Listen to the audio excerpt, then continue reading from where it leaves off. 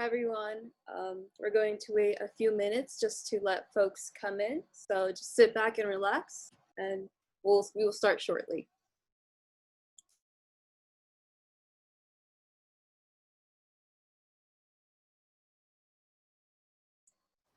All right, we're going to go ahead and begin. Can everyone hear me? Cool. All right, we're gonna go ahead and begin. My name is Vanessa Gomez Alvarado. I'm an immigrant rights fellow at Siren, for those who don't know, and I will be facilitating today's meeting. Thank you all for joining us today for our 5th session of the Siren's Youth for Justice Summer Institute. Today's topic, oh, sorry, I'm not sharing my screen. Okay. Today's topic, as you guys can see, is transforming LGBTQ narratives and politics. And we actually have a guest speaker, Gabe Pineda, my amazing peer from UC Riverside, and he will be presenting soon.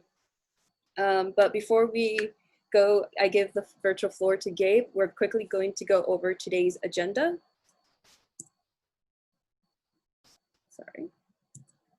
Sorry, my computer is pretty slow.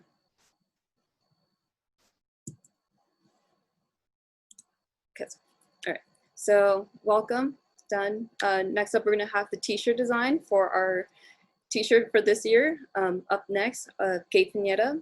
Then he'll do his presentation, and then after that, stretch break, and then we're gonna leave it open for open discussions, you know, what did we learn, and just kind of like talk. After that, closing. All right, so going right into it, we're gonna vote for your guys' favorite t-shirt design.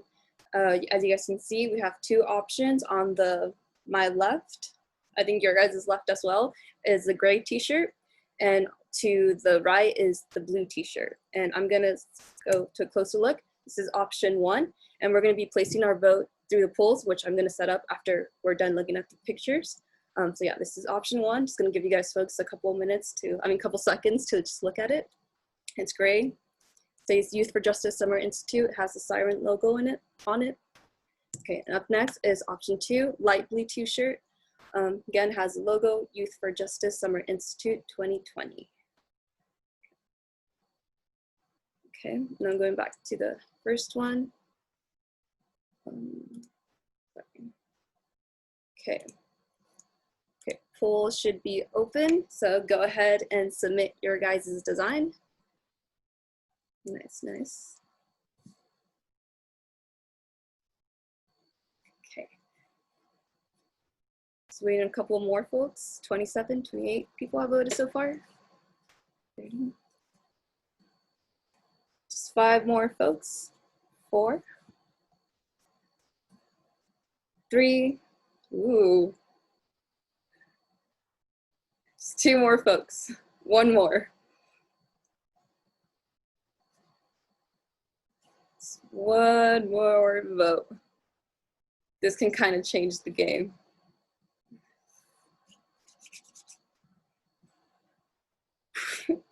Okay, it's a 50-50.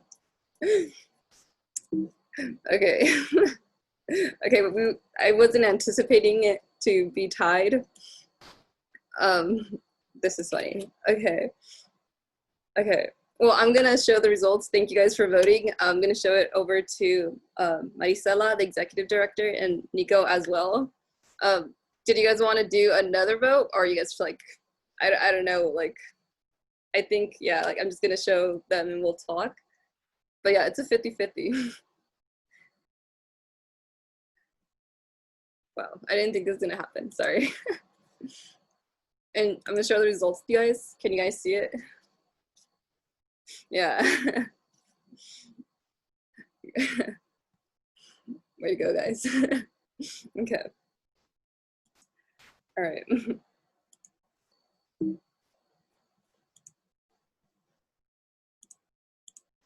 Okay, sorry.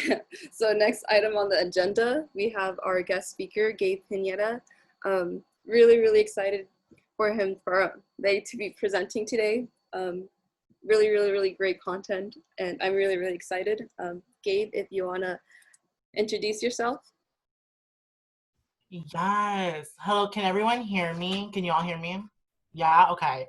Hi everyone. My name is Gabe Pineda. My pronouns are they, them, theirs. I am a rising junior at the University of California, Riverside. I'm double majoring in media and cultural studies and gender and sexuality studies today. Well, not today, just my university. But I'm really excited for today's workshop. I prepared a lot of content for y'all, but also coming from an understanding that not all of you might have an understanding what it means to be part of like the LGBTQ plus community. So yeah, I'm really, really, really excited for today's presentation. Yeah. And Gabe, the floor is all yours. Go ahead and get. Okay, let's do this. Okay. Let's see. Okay. And you should be co-host already. Yeah. Okay. Oh. Okay, we need you to stop sharing your screen. Okay. Yep. Okay. Let's do this. Oh, also before I start, sometimes Zoom's homophobic with me. So, anytime something's frustrating me, I usually call it homophobic. That's just a force of habit. So if you see me get frustrated, please understand I'm frustrated and just give me a second. So, okay. Hello, y'all. Again, my name is Gabe Pineda, and my pronouns are they, them, theirs. Today, I'm going to be presenting my workshop, Transforming LGBTQ plus Narratives in Politics. This workshop's really set up, how I set it up is there's going to be two parts of it. I'm going to be talking about the narratives of the LGBTQ plus community and kind of like how it is and how can we start reframing queer and trans issues in a different way. And then the last part of my presentation is we talk about the politics and how queerness is inherently political and how is the politics formed within the historical and contemporary context of the queer and trans liberation movement.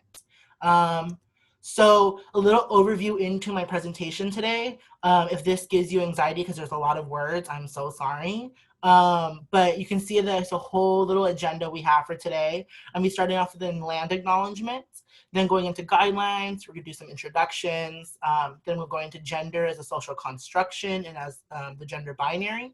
We're gonna be talking about intersectionality and what intersectionality is. Then we're gonna talk about how can we make queerness political and how is it already political. Then we're going to go into Pride Past, Pride Present, and Pride Future, and then we're going to finish the presentation today. So I first want to start off with a land acknowledgement.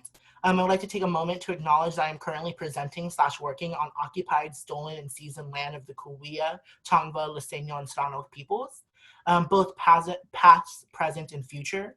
I want to formally recognize the Cahuilla, Tongva, Listeño, and Serrano peoples as the original caretakers of this land, water, and air.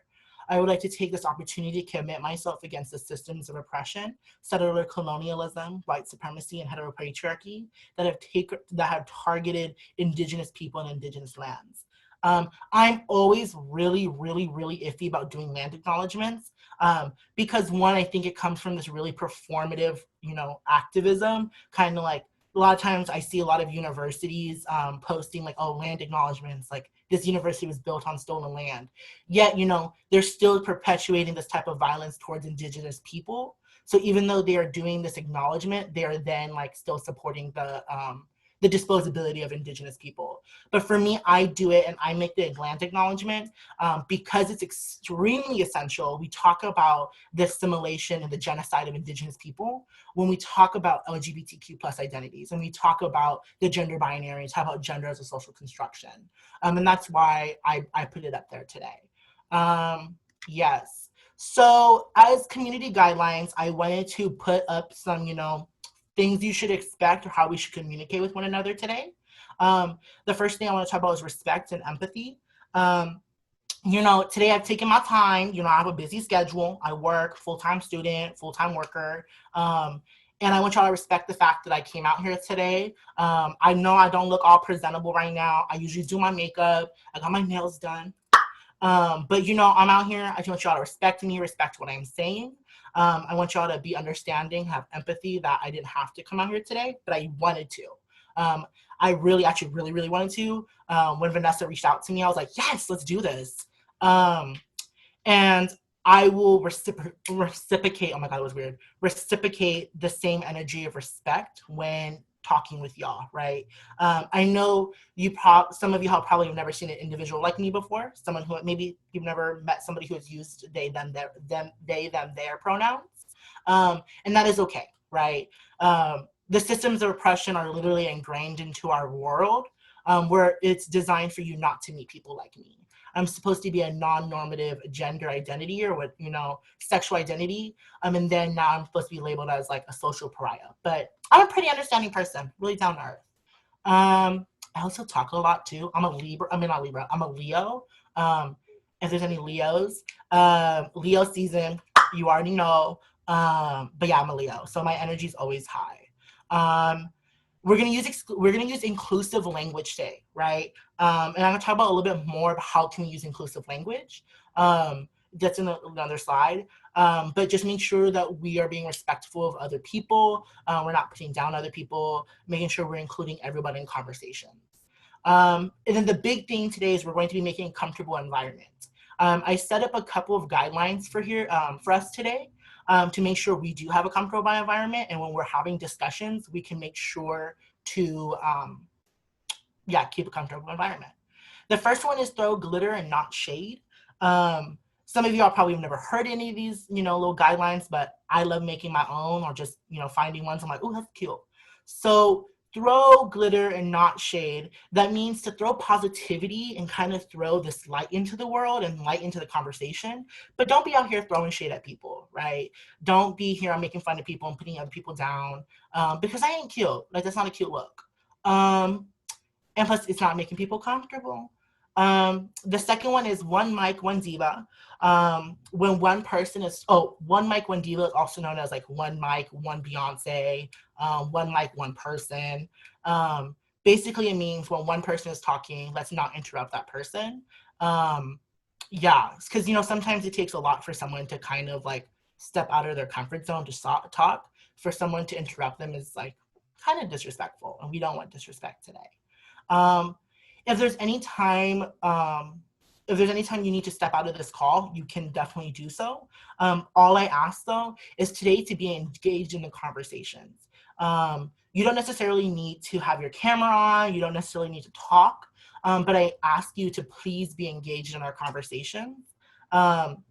I know sometimes having your camera on is not mostly the most accessible thing on earth. So I would ask is if you do want to input into the conversation, or if you want to ask a question, you can either put it in the group chat in the main one, or you can send it to me directly and I will ask the question for you and keep you anonymous. Anonymous. Is that the right word? Yeah. We're going to recognize and check privileges today. I'm going to acknowledge that I am a white passing person. And at times it's kind of like, I feel like iffy talking about like POC and indigenous issues, but I do identify as Latinx, but I also want to recognize as a white passing person, I do hold a lot of privilege. And so I also want to recognize that I do not share the same experiences as all LGBTQ plus people. I simply just major in gender and sexuality studies, and I do a lot of activism work, so I'm well-rounded in knowledge, but I do not know everything. And that brings me into I statements. I'm not going to speak for my entire community today, but I will speak for myself, right? And when you engage in conversations today, I encourage you to use I statements and speak for yourself and your experiences.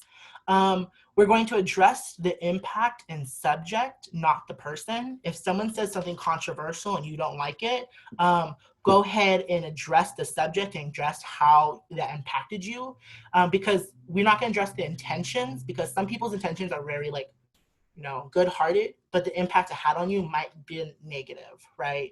Hopefully that makes sense. And then the last thing is what is said here stays here, and what is learned here leaves here. Pretty self-explanatory. It's like confidentiality. If someone shares their business and like, you don't want to go put that up in like, what was it, Twitter, don't make no Twitter thread or whatever. Just keep it here. But when you do learn something today, when, not if, when you do learn something, I want you to take what you learned today and apply it. I'm going to speak a lot of information today, and you might get really overwhelmed, and that is okay, right? Today, I encourage you to grab one thing out of my presentation, just one thing. It could be my name. You just left with one thing, right? My name's Gabe, by the way. Emphasis on the gay. And so, yeah. Okay. So we're going to do little introductions first. But the first thing I want you to do is on Zoom, you can be able to change your name, like a rename, and you can add your pronouns, right? So on my name, you should see Gay Pineda, and then you should see a little parentheses with they, them, right? I want you to take a second to rename yourself, add your full name or whatever name you prefer, how I should be calling you, because I'm going to be going down the list. Yes, I'm going down the list. And I want to make sure you put your pronouns there so I know, you know, who you are and stuff. When I call on you, I'm going to ask you what your astrology sign is. Then you're going to answer because I love learning about astrologies. Then I'm going to ask you to share 3 things. I am, I feel, and I bring, right? What those things mean is that, like, basically you want to finish the sentence, right? You can say, I am Gabe, right? Well, hopefully you're not Gabe. If there's another Gabe, hey. But you can say, I am excited to learn today, right? I feel happy to be here. I bring my attentiveness and my listening ears to this conversation today. Does that make sense? Hopefully. Okay. So again, you're going to share your astrology sign because I want to know. Then you're going to answer the 3, I am, I feel, I bring. Let me stop sharing my screen real quick. I can see y'all. Look at you and your pronouns. Come through. Yes. Okay, give me a second. Okay. Also, if you don't want to like talk and stuff, go ahead and put now the I am, I feel, and I bring into the group chat, just so that I know, like, oh, this person is not going to share today, but they put it in the group chat. Okay? Make sense? Can I have some head nods? Yes, look at you beautiful people. Yes. Okay. Let's go down this list. So remember, astrology, I am, I feel, and I bring. Vanessa, if you want to put that into the group chat, feel free to. Okay. So we're going to start with the beautiful Daniela Camacho. Hello, I'm born in November. Not sure what that lands on. I am Daniela Camacho. I feel excited and I bring my curiosity and willingness to learn. Okay, Sebastian, you're next. Hi guys, my name's Sebastian. I am a Virgo. I feel excited to be able to learn today, and I bring, just like Daniela, curiosity, and I'm willing to learn today. Thank you. Okay, I'm going to butcher this name. I am so sorry. It is a beautiful name. Feel free to correct me. Sovani. Hi.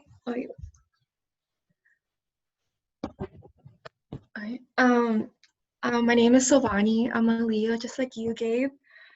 I just turned 20 yesterday, I think. Oh no, 2 days ago. 2 days ago. I feel great because I just moved into my new apartment, and I'm bringing willingness to learn. Yes, Leo, work. Okay. Oh God, there's some names on here I'm gonna butcher. I'm so sorry.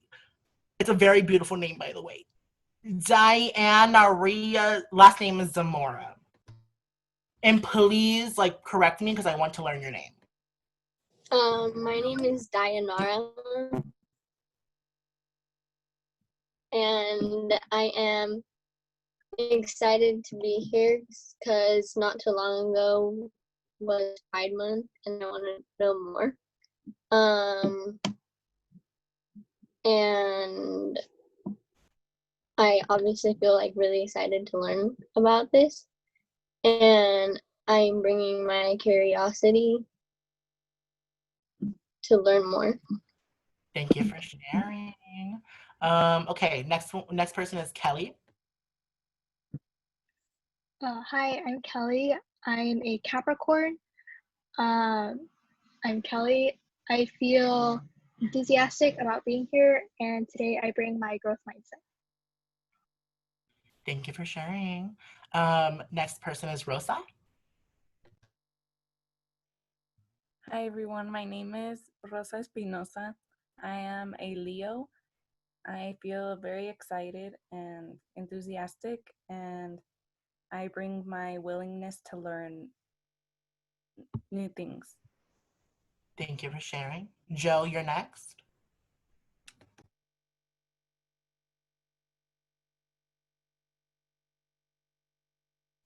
Joe shared it on the chat. Thank you. Vanessa, can you make sure you check that for me? Got I it. should make sure. Because this is getting real complicated with all these screens on my screen. Alondra, have you gone yet? No, she hasn't gone yet. I think Alondra Gomez also shared it on the chat. See, this is the part where I get Zoom gets homophobic for me. I'm trying to make sure I get all of y'all. Okay, Heidi. Video chat as well. Okay. Jennifer, wait, hold up. Jennifer, if you want to go, please go. Okay. I'm an Aries. I feel happy for being here, and I bring my excitement to learn. Yes. Oh, yes. Okay. Zoe. Zoe, and I am a Libra, and I feel very excited, and I bring my engagement to today's session. Thank you for sharing. Okay, Thomas. Yeah, hi. I'm a Virgo sun and then Taurus rising and moon. I'm excited for my senior year, which starts in 2 days. That's kind of weird. I'm feeling energized, especially after this community agreements. And I guess I bring my privileges that enables me to bring this back to my community. Look at you. Oh, yes. Okay. Okay. Jocelyn L. I can't even try with that last name. It's okay. I'm Jocelyn. I'm a Gemini, and I feel excited, and I bring my full attention to this workshop. Yes. I also love my Geminis. Okay. Okay. Okay, Nia, I already still you put yours there. Okay, Roger, you're next. Oh wait, I showed on the chat. Hey, Roger. Okay. Paula. Hello, everyone. My name is Paula, and I'm an Aries. I feel really thankful and grateful to have this opportunity, and I hope to bring my good listening skills and apply what I learned outside of here. Beautiful. Okay, so then the next person is Angelica. Yeah, Angelica Ramirez. Yeah. I am a Pisces. I'm happy to be here, and I bring my open mind. Thank you for Can you sharing. hear me? Barely, Angelica. Barely, honey. I can barely hear you. Okay. Now? Okay. It's okay, Angelica. You was really staticky on your end. You know, Wi-Fi ain't trustworthy nowadays. But thank you for being here, and hopefully you can learn something today. Okay, next person is Leslie. She just shared on the chat. Thank you so much. Okay, I have a Kenya. Oh, that's a long name. Kenya and Natalia Buscata. No, I can't. I'm gonna try and be all fancy, but I can't. My name is Kenya. I'm a Libra. I am dehydrated. I feel comfortable, and I bring openness. I'm so excited. Oh, you said Libra. I love you. Oh, there's two people? Two people. It's a double. Okay, hey. Hi, I'm Italia. I'm a Gemini. I'm also a Chicana. I feel calm, and I'm bringing an open mind and a willingness to learn. Yes, I love this energy, period. Okay. Okay. Alejandra, wait. Larissa, you're supposed to be next, but I'm trying to see if they shared on the chat. No? Oh, okay. Oh, hey. I'm a Leo. I am I am Larissa Alla. I feel excited to learn, and I bring my willingness to learn and unlearn things need be. Yes. Okay, Alejandra, so yours, right? Make sure. Yeah, I think so. I think I saw it, if I'm not mistaken. Yep, right there. Beautiful. Okay, Brenda, do you share?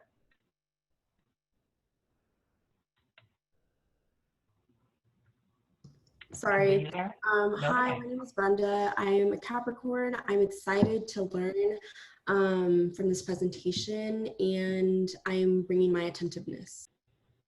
Okay, then thank you, honey. Let's go to Kathy.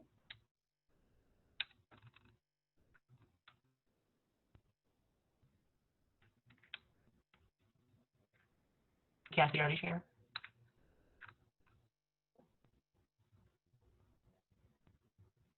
Okay, yeah, okay. Jasmine? Jasmine Cueva? Or do you already share?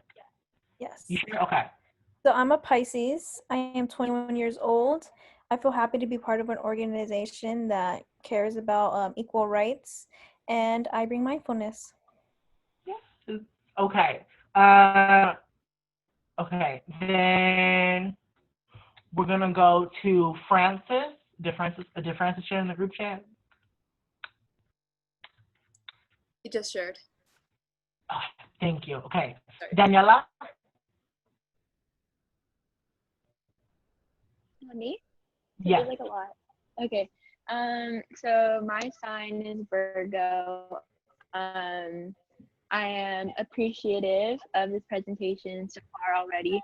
I'm excited and I bring my open-mindedness and will to learn more. Thank you. Oh, there was two Danielas. Okay. I was like, wait, hold up. Okay, Daniela A, or yeah, I'm just gonna try, but I don't want to butcher your last name.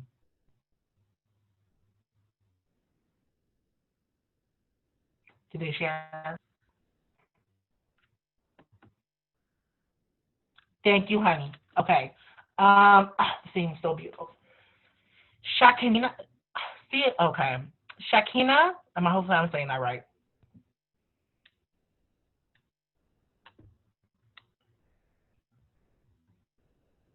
Did they already share there? Thank you so much, honey. Okay. Nasreen.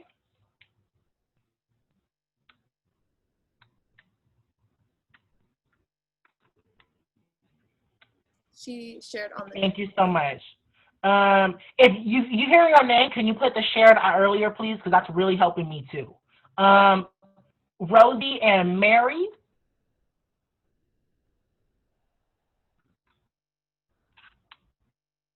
Just share two on the chat. Thank you. Okay, we're gonna go through these just like the last stretch. Ready? Okay, Miguel Ambry.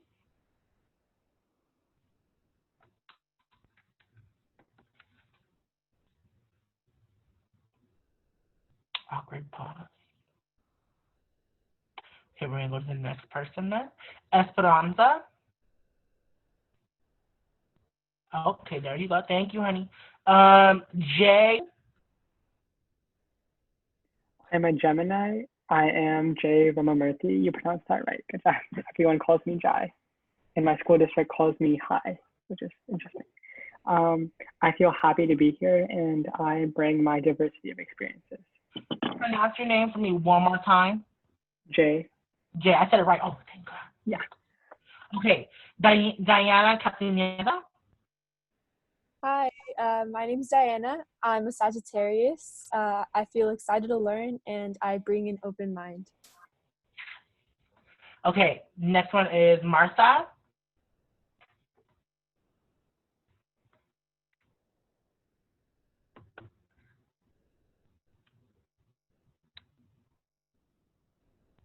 Okay, we're gonna go to the next person. It says Jacqueline's on the phone, so I'm not sure if you can share Jacqueline. Or Jay Quillen, wherever you like to be called. Okay, we're going to the next person then. Chris W.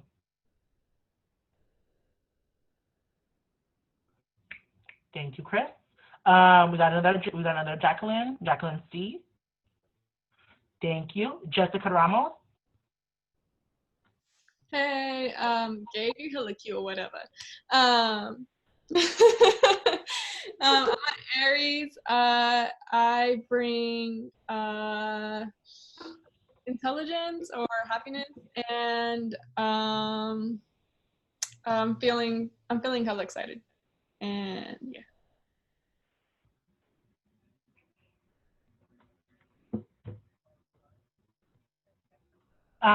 Okay, sorry. Next person is Betsy. Thank you. And then last person, we are finally at the end of the list. Yep, Hector, you're the last person.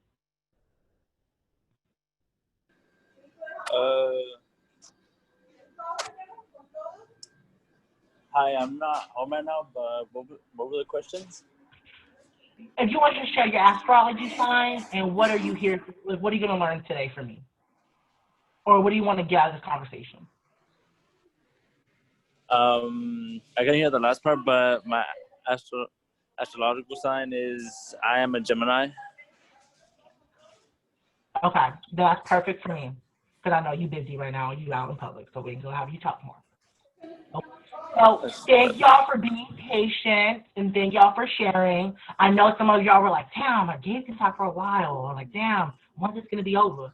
But now we're going to get into the juicy information, okay? So let's do this. It's going to seem like I'm lecturing a little bit. I'm going to try to put my personality in there so you don't fall asleep. Again, just try to find at least one piece of information from our presentation today, okay? Okay, we're going to go over here. I'm going to share my screen. Okay. Be back at the screen. Okay. Also, I love penguins. That's why I put it there. Okay. So the question I want to first propose is, what is the difference between humans and other living beings? No one really needs to answer this question. It's more rhetorical.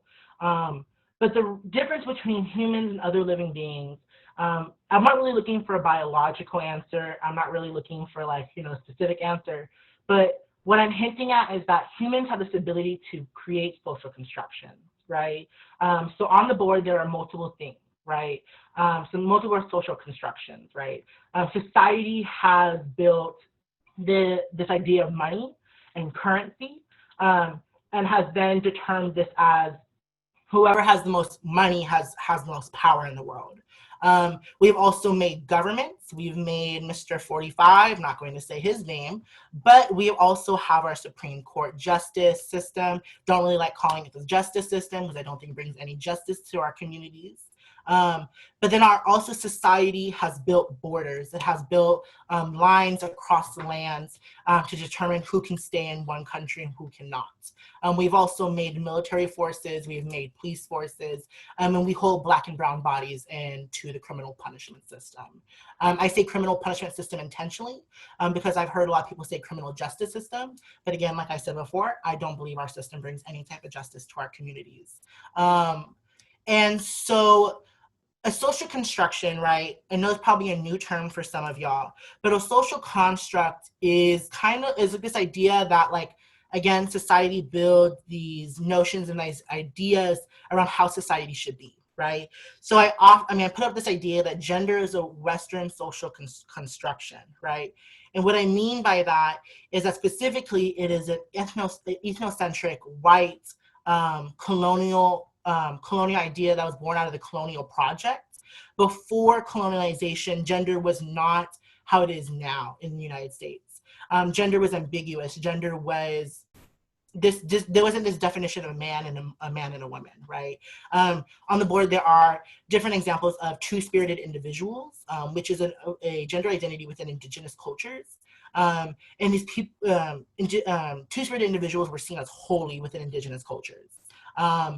And another example of how is gender social construction is that in the United States, right, 50 years ago, 100 years ago, men were seen as the breadwinners of the family, right? And women were seen as the submissive ones of the family.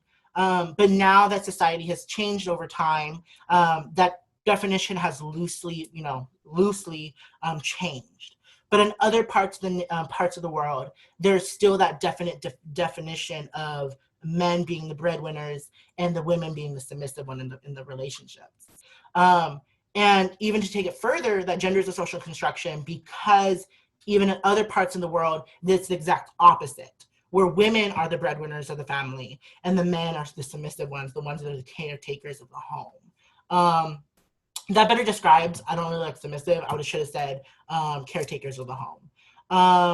But yeah, I bring that in there because, again, Indigenous cultures are really important when understanding the gender binary and how the gender binary has affected us. So the gender binary is probably a new term for most of you.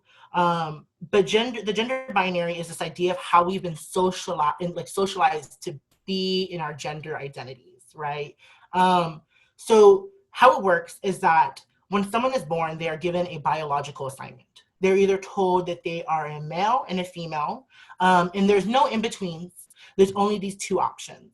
A doctor, you come out of the womb, doctor looks and like, oh, there's a penis, so this person is a male. Or they might say, oh, look, there's a vulva, right? This person is a female. And because of that, they'll then assume that this person who is now a male is now a man, and this person who is a female is now a woman, right? Then in turn, that these people who take on these gender identities of being a man and women are expected to uphold this type of masculinity and this type of femme or femininity. And then these people come together to create a heterosexual and most of the time monogamous relationship with each other. And anyone who is outside of this idea of the gender binary is then just seen as either disposable, unworthy of, insignificant into the the overall societal structure, right? Now you might ask, who is affected by the gender binary? What are the consequences of this idea of thinking, right? It is not just limited to queer and trans people. It is actually, the effects of the gender binary transcend all communities, right? Toxic masculinity, right? Rape culture, I'm trying to think of some other ones, but like this idea, like oppressions that are gender-based are born out of the gender binary, and this gender binary is created from this colonial white supremacist project. Again, why I talk about Indigenous people. But my question is, if we got over 7 billion people on this earth, how we expected to have these two categories for 7 billion people? Make that make sense, America. Like, that don't make sense to me, right? So for me, I identify a little bit differently, and I want to kind of introduce a new way of thinking this way of gender, right? Today, I'm going to be presenting the gender unicorn because I love unicorns. And I offer this to, one, give some knowledge to y'all about how can we think of gender and sexuality in a different way. And again, you might not agree with me. You may not like what I am saying, but you will respect what I am saying because I did take my time to be here today, right? And this is the knowledge that I have learned, and I can pass it on to you. So I'm going to go through each one. I'm going to share how I identify and some of the mental notes I have in my head about what I want to share about it, right? So the first thing I want to say is that in the LGBTQ plus community, there is this notion of having to identify yourself as either gay, straight, pansexual, demisexual. And as much as these labels have great power within it, I know some of y'all had shared, I am Chicana, I am Chicanx, I am Chicano. And there's power within saying those words. For me, I think that when we say these words in these gender and sexual terms, that it limits people. For me, like when I was 16, I came out as gay, but now I don't really identify as gay because I realized that one term I was given didn't really define who I was. So when I think about gender and sexuality, I think about it within a spectrum now. And this is where the gender unicorn came from. So when we talk about gender identity is basically this idea of how do we navigate our spaces and how do we identify ourselves within the world we live in, right? So the three kind of spectrums is female, women, girl, male, man, boy, and other genders, right? I don't really like using male and female for this particular one, but there are some people who do identify their gender as male and female. But I usually use those terms for biological sex. I also bring into this, one note here is that we do have trans identities, but trans identities don't really fall underneath the other genders unless they fall outside of a man and woman, right? Trans women are men. I mean, no, oof, don't listen to that. Trans women are women, trans men are men. Point blank, period, right? If someone wants to identify themselves and someone wants to live their life as a woman, who are you to tell them they cannot identify that way? If someone wants to use a bathroom that aligns to their gender identity, who are you to tell them, no, you can't use that, right? I also make the note that women and girls are two different things. A girl is someone who is below the age of 17, well, 17 and below, and a woman is someone who's an adult. There's no such thing as a 14-year-old woman. That person is a girl, right? I mentioned that just because of like rape culture and that kind of stuff. Other genders that exist in the world is agender. I identify as non-binary. I fall into that spectrum. And what it means to be non-binary is that I don't really fit into this idea of being a man or woman, but rather I see myself as a freaking goddess, you know? I see myself outside of these simple terms of being a man and woman.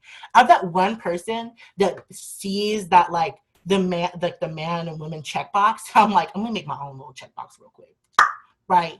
That's kind of what I identify as. Now with gender expression, there's different kinds of gender expressions. There's femininity, there's masculinity, and then there's other. Also, I like to label that as androgyny, right? It's a spectrum because not every person who identifies as a woman is always feminine.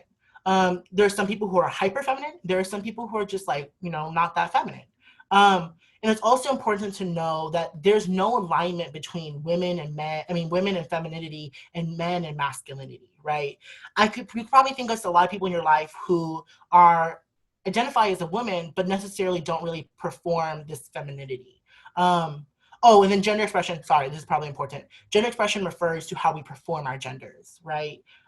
So for me, I identify as non-binary, but the way I express my gender is very feminine, right? And I bring that up because non-binary people do not owe you androgyny, men do not owe you masculinity, and women do not owe you femininity. Anyone can express their gender however they want to. Sex assignment at birth refers to your the biological sex assignment you were given at birth. And for eons, they were only thought to be two categories, male and female. Science and social sciences have proven that wrong. There's actually more than just these two, male and female. There is another sex assignment, which we refer to as intersex, which means they have ambiguous genitalia or sexual characteristics that don't fall in line with a male and female. For instance, an example of this is that there might be someone who is identified as female at birth, but then when they hit puberty, their testes drop, right? This person is not in this categorization of being a male and female. Now you might be asked like, oh, if this has been like around, why has no one said anything, right? Oppression is real, and many of y'all really know that, right?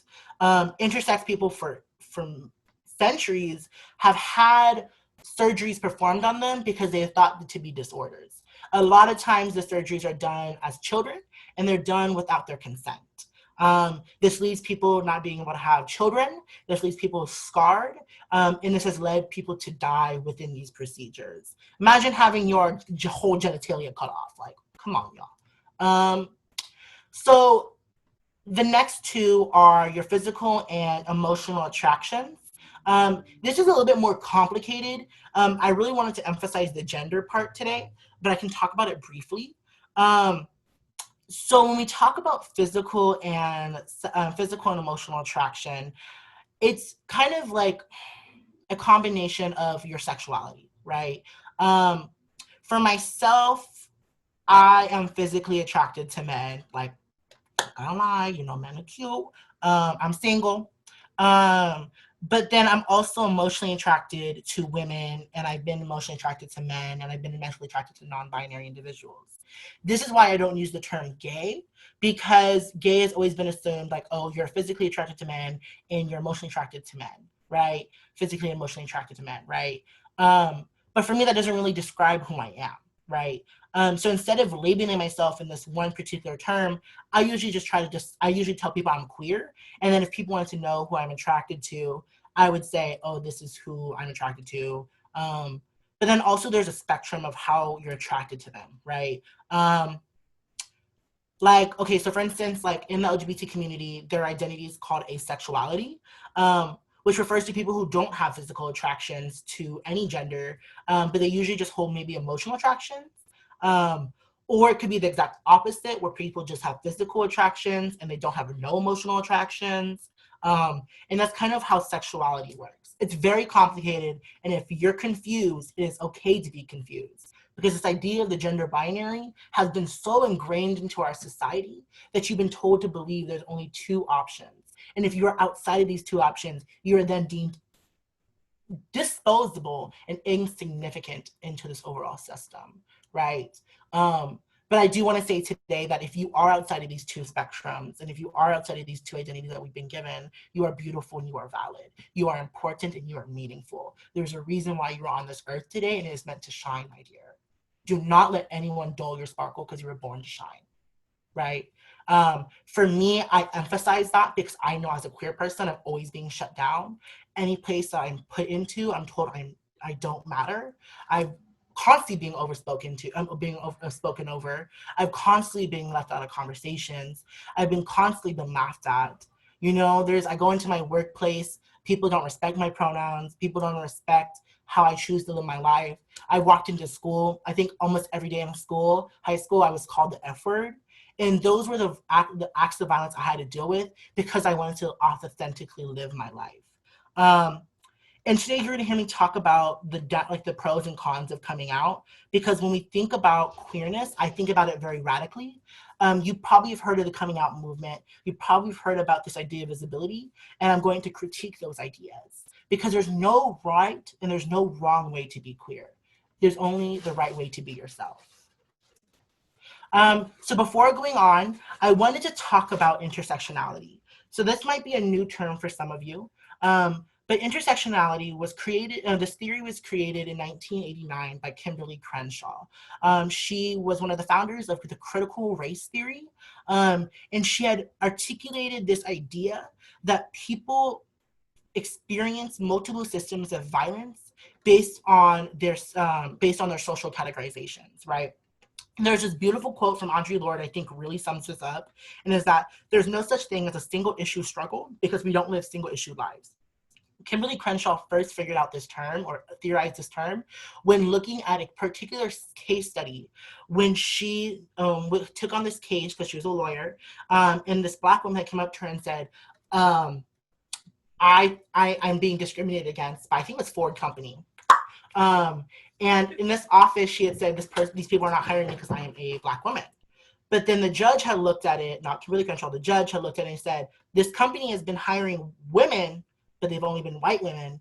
And this company has been hiring Black people, but they've only been Black men. So inherently, I mean, not inherently, so necessarily these people aren't being discriminatory against you. But the issue was that this judge wasn't looking at this at a multi-issue lens. He was only looking at it through a single issue lens, right? So when I talk about queer and trans issues, I want to bring up these multiple social categorizations that are in our lives, right? When queer and trans people are a lot more than just being queer and trans, right? We have different social categorizations, and some of these are on the board real quick. You can see I put education, family status, race, age, occupation, et cetera, right? An important one that I think is important, especially coming from who I'm talking today, is immigration status, right? The undocumented queer movement is a really big movement that I actually look at into my research. The reason why Vanessa found me is I do research for a living on campus. And if y'all have any questions about that and what I do my research on, please feel free to ask. I love talking about it. But yeah, hopefully this makes sense to how are we going to approach these things intersectionally. But in case it doesn't make sense, we're going to look at some examples real quick, right? So when we're talking about inclusivity within the LGBTQ plus community, there are multiple things we can do to like be more intersectional. On the left side, you see these examples of reframing your language, right? Instead of saying ladies and gentlemen, you might say honored guests and distinguished guests, right? Instead of saying boys, guys, girls, and ladies, we can say y'all, folks, people, and guests, right? This idea of inclusivity is really important, but I think is limited, right? But in a way, it is still important because, you know, today I did want to make sure I got y'all's pronouns, and that's why I had y'all do it, because I've only asked trans people to do it and, you know, to put their pronouns out there. Then suddenly these people are outed. And then referring back, so now y'all see the significance why I put the pronouns, but referring back to this particular like diagram of these four, like how can we rephrase our languages, the reason why I think this is one limited is that one, where is the non-English version of inclusive language? Two is that just because individuals talk about, change their language to y'all, folks, people, and guests or whatever, this doesn't address the systemic violence that queer and trans people have had to face for millenniums, right? Millenniums. It doesn't, there's limitedness to this. But on the right side, I think we can start thinking about these things more intersectionally when talking about breaking the binary, or just breaking the binary in general, like getting rid of this idea of like a man and a woman. So the first one is you don't have to be thin to be androgynous or non-binary, right? So non-binary individuals, I know we're typically held to the standard we have to be thin in order to be valid, which is a bunch of bullshit. But also, I think that we could think about this in a racialized sense, right? How are Black, non-binary, and gender non-conforming individuals that are plus size, how are they held to a different standard than those that are white, right? I have a lot of Black non-binary friends who are constantly being more ridiculed than I am and constantly policed just because of the color of their skin.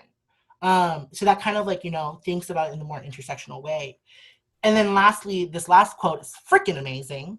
I'm just gonna read it because it's so powerful. Gender is a social and racial construct. There's more variation in appearances among men and among women than there are between them. The reason that we constantly filter people into man and women on the basis of their appearance is not about facts. It's about ingrained power relations, especially those defined by racism. Racialized people across time have been disenfranchised by white definitions of manhood and womanhood by Alok Vadmanen. Alok is freaking amazing. If you have time, go on your Instagram, type up ALOK. Such an amazing non-binary fashionista activists. They're just freaking amazing. A lot of the information I get is from them. They use they, them, their pronouns. Feel free to look them up. Okay, we are halfway through my presentation. I know this probably stressed out y'all a little bit. I'm going to take off my presentation real quick. I'm going to look at the group chats. We're going to take questions real quick before I move on. If you do not feel comfortable speaking up, go ahead and message me privately. I would take about 5 questions or so. Well, it is 6:28, and I do want to respect Vanessa's time. So I will probably just take maybe 3 or 4 questions. So let me look at a little group chat real quick.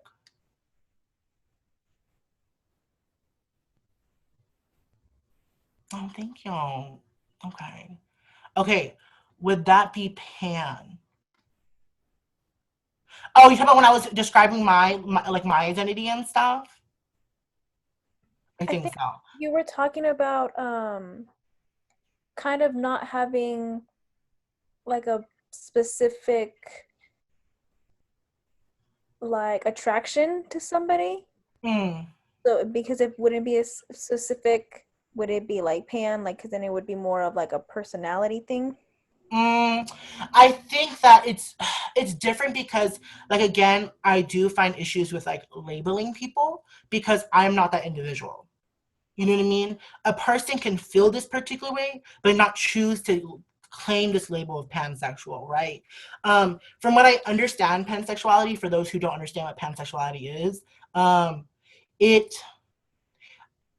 this is probably gonna be problematic me saying, but I do think it's like this, like it's kind of like interchangeable with bisexuality in a way, but pansexuality focuses more on like, this is how I was told. Pansexuality, you don't care what's beneath the belt, you care what's above the belt, right? Not the chest area. I mean, like above, like this, the personality wise, right? That's how I've understood. That's how I've understood pansexuality. But again, Jasmine, I can't tell you if this is like that's what pansexuality is. That's how I've learned it. That's how I've discussed it.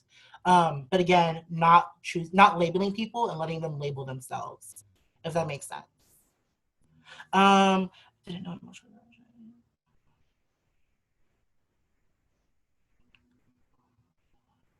Okay, someone shared me a private comment.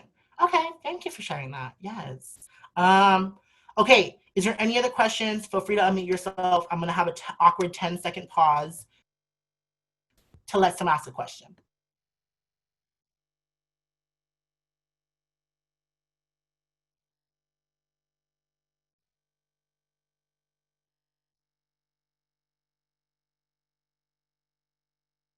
Okay, there was nobody.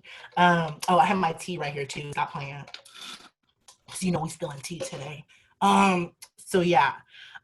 Hopefully we're able to learn something from the first section of my presentation. I know it was a lot of information, and I know probably some of you are like, I can't handle this. I can't handle the wokeness.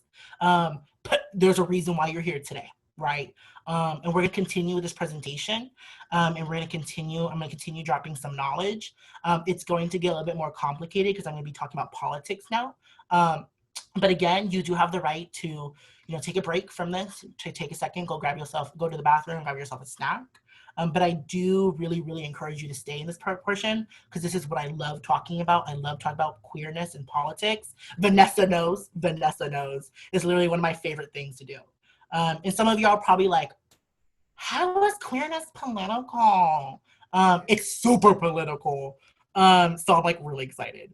Okay, let's get to it, girls and boys and y'all. Look, inclusivity. Okay, let's do it. Okay, we share our presentation. Okay, we're going back here. Okay. Oh, look at this blackness, the black background. Ooh. Okay, so we're going to be talking about how can we make queerness political, and how. The first thing I want to just mention is that when we talk about queerness, we have to talk about perspectives, experience, and truths, right? What I mean by this is that I kind of mentioned it earlier, is that I can't talk about the various experiences of all the LGBTQ plus people or queer and trans individuals because I don't live their lives. I don't hold their experiences. I don't hold their lived experiences. I only know their perspective. I mean, barely know their perspectives. I've only studied them. I've lived with individuals. I've worked with individuals who've had a wide range of experiences. So we're going to go over what these experiences are. But I do put in their truths because even though there might be some perspectives in this world, there are truths. The truth is that anti-Blackness is living and breathing in our nation. The truth is that the genocide and assimilation of indigenous people happened and is currently still affecting our nation today, right? And so I bring that up because it's important to remember that there might be some perspectives and experiences you may not agree with, but there are sure damn some truths. The second note is, you'll hear me mention this difference between LGBTQ plus versus queer and trans. To be honest with you, I use queer and trans a lot more oftenly than I use LGBTQ plus. It's not because I don't like saying it. That should just sometimes get tiring. But I reframe the queer and trans because queer and trans, I feel, embodies the whole community outside of cisgender heteronormativity, right? For a long time, only the four letters were LGBT. Before that, it just used to be LGB, and even there's a long time ago, it was just lesbian and gay, right? I don't think if we keep on adding letters, this is just going to continue adding people and including people in our spaces. So I offer the term queer and trans as an umbrella term.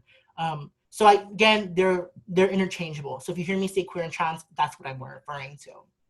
Today I'm going to be talking about the difference between LGBTQ plus politics, or liberal LGBTQ plus politics, or you hear me say white, gay, and lesbian politics, versus critical queer politics, right? And I'm going to go further into what that means, but to give you a brief overview, liberal LGBTQ politics is this politics that prioritizes whiteness. It prioritizes those that hold the most privileges in our society, and inherently supports those who have not been, who face less oppression, right? And I'm going to go into examples of what that means. But rather, critical queer politics, or critical queer and trans politics, is another framework to understand how the queer and trans liberation movement has been formed, right? Critical queer and trans politics was formed out of Black feminism, immigration justice. It was formed out of critical race theory, disability justice. It is a lot more radical and there's a lot more intersectional in our perspectives, right? When I talked about intersectionality, it's important to know that critical queer and trans politics holds intersectionality as a critical key component when understanding how can we look at queerness as a political avenue, as a politic within the general, in a more comprehensive way. I used a lot of big words. I'm sorry. I try to not make so big words. Okay. Oh, I'm so excited for this video. Okay. Trigger warning. There's a lot of very explicit language in this. So if you are listening and you have family around, please be cognizant of it. I am sharing this because it's extremely important. It talks about this difference between critical queer and trans politics, and it talks about the difference between liberal and LGBTQ plus politics, this comparison. This beautiful, amazing woman, her name was Sylvia Rivera. She was one of the elders who started the queer liberation movement. And in the speech, she was giving a speech about her organization, STAR. Oh God, what's STAR stand for? Street Transvestite Activisty Revolutionaries. Oh, I remembered it, yes. And it talked about how her organization, you're gonna hear what she talks about, but in essence, her organization was an organization that particularly worked with queer and trans folk who were Black, Indigenous, and POC, but were kicked out on the streets, who were living homelessly, experiencing homelessness, and took care of them within the city of New York. So this is a speech she gave at Pride. I think it was 1972. But again, trigger warning, and we're going to play this video. Come on, don't be homophobic. Okay, back. You can see I got it ready right here. Okay, if the video sucks, the audio sucks, I'm so sorry. Just try to listen as hard as you can and try to pull something out of it. Okay, let's do this.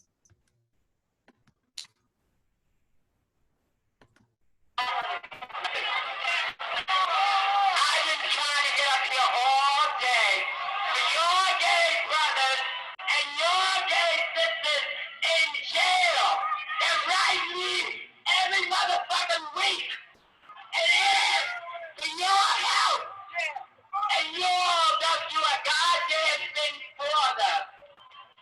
Have you ever been beaten up and raped in jail? Now think about it. They've been beaten up and raped after they haven't spent much of their money in jail to get their stuff home and try to get their sex change. The women have tried to fight for their sex changes or to become women of the women's liberation, and they write STAR, not the women's group. They do not write women. They do not write men. They write STAR because we're trying to do something for them. I have been to jail. I have been raped and beaten many times by men, heterosexual men that do not belong in the homosexual shelter. But did you do anything for them? No. You all tell me to go and hide my tail between my legs. I will not put up with this shit. I have been beaten. I have had my nose broken. I have been thrown in jail. I have lost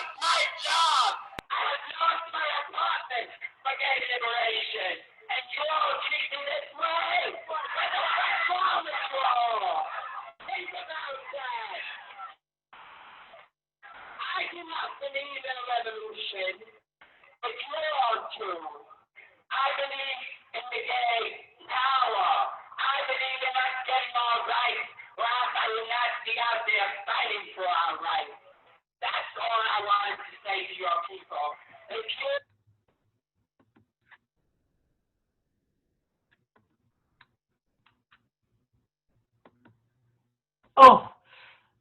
Oh, hopefully the audio will sound somewhat good. But literally, that video always gives me so much chills. Because Sylvia Rivera, her words had so much power within them, what she was saying. And I do want to talk about what she was hinting at, right? She had basically talked about this difference between the struggles and experiences of queer, trans, Black, Indigenous, POC individuals versus the greater lesbian, gay, well, I put LGBTQ plus, LGBTQ plus. But and not a lot of people know this, but trans people, especially trans women, trans Black, Indigenous, and POC individuals, especially women, used to be kicked out of gay bars. They were not taken seriously within the queer liberation movement, well, the gay political movement. They've constantly been ostracized and shown as a social pariah because there's a major difference between gay individuals and trans individuals. Not all trans individuals are gay. There's a lot of trans individuals that are straight, but they don't share the same experiences as gay and lesbian people, especially those that are Black, Indigenous, and POC. Some of the experiences that queer, trans, Black, Indigenous, POC individuals have had to face are police violence and incarceration. That is what my research is particularly on, and how have queer and trans people that are Black, Indigenous, POC, how have they faced police violence and incarceration, right? Recently, with the huge rise of the attention to the Black Lives Matter movement, especially after the murder of George, is it Floyd or Lloyd? Floyd, right? Yes. And sorry, rest in peace. But where are conversations around queer Black individuals? Where are the conversations around Black trans individuals in these conversations, right?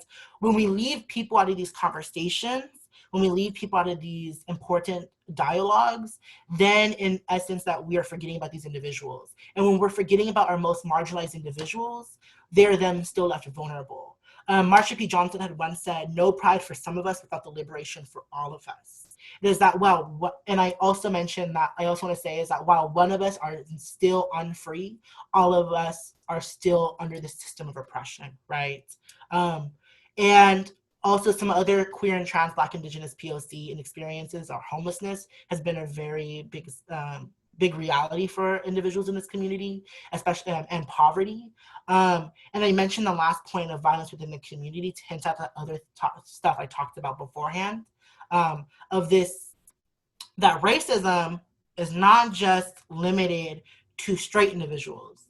Racism and anti-Blackness, and even to continue this conversation, xenophobia, other forms of system of oppression are in the LGBTQ plus community, right? And I want to further this kind of like comparison is that Marsha P. Johnson, a poor, low-income Black trans woman, does not have a lot in common with Pete Buttigieg, a gay man who was born into money and was supported, basically was in the military for so many years. And even though Pete Buttigieg has married a man, that does not make the experiences of Pete Buttigieg the same as Marsha P. Johnson. Hopefully this makes sense. Hopefully. So the queer liberation movement was started by Black, by Indigenous, and by trans women of color, and trans men of color, and trans and gender nonconforming individuals, right? But then you probably heard of like Harvey Milk, you probably heard of like Ellen DeGeneres, you probably heard of Caitlyn Jenner, and these people as who have led the LGBTQ plus political movement, which is complete bullshit. And so I want to look at the current foundations of the LGBTQ plus movement, especially the contemporary ones, of how has the political movement formed itself within, and it formed itself nowadays, right?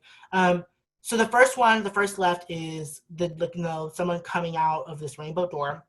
That is referring to the coming out movement, right? This idea that by proclaiming yourself to the world and being visible and accepting yourself, and telling other people, this now is, helps you now become a qualified, a acceptable queer, LGBTQ plus person, right? Each person, each thing, I'm going to, go through this and I'm going to critique it and show you why. I do not think coming out is a accessible way for all queer individuals, especially for queer, Black, Indigenous, and POC individuals, because when these individuals are coming out, they are more likely to face homelessness. They're most likely to face violence, to face murder, and so on and so forth. I don't think we should have to rely on other people in order to find self-value within ourselves, right?